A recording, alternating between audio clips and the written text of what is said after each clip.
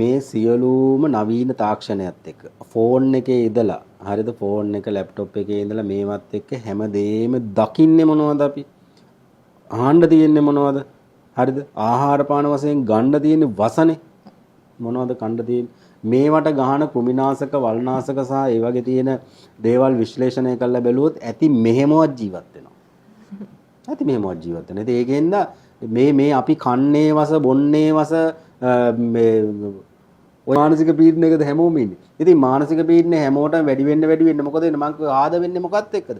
ආද වෙන්නේ පීඩනෙත් එක්ක. ඉතින් පීඩනේ වැඩි වෙනවා. ඉතින් කොහොමද අහන්නේ? ඉතින් ඒ නිසා මේවා අතහරින්න මොනවද අතහරින්න ඕනේ?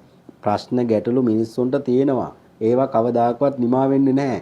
හැබැයි ඒවා ඒ විදිහට තිබුණාවේ ප්‍රශ්නයක් විදිහට තිබුණා ගැටලුවක් විදිහට තිබුණා ලෙඩේට අවශ්‍ය ප්‍රතිකාර ටික කරගෙන ලෙඩේ හොඳ කරගන්න ඒකට පුළුවන් තරම් මනස දැන් අපි යම් දේවල් පුළුවන් තරම් අපේ දේවල් අපේ තියෙන ප්‍රශ්න ගැටලු සහ අපේ තියෙන දේවල් අයින් වෙන්න ඉවත් වෙන්න අපිට සැනසීමක්ද තියෙන්නේ හානියක්ද තියෙන්නේ සැනසීමක් අඩු වෙන්න අපිට තියෙන දේවල් අඩු වෙන්න සැනසීමක් තියෙන්නේ වැඩිපුර ලං කරගන්න මොකද වෙන්නේ සැනසීමක් නෙමෙයි තියෙන්නේ වෙනසීමක් තියෙන්නේ ඒකේ ප්‍රතිඵල තමයි මේ වෙලා තියෙන්නේ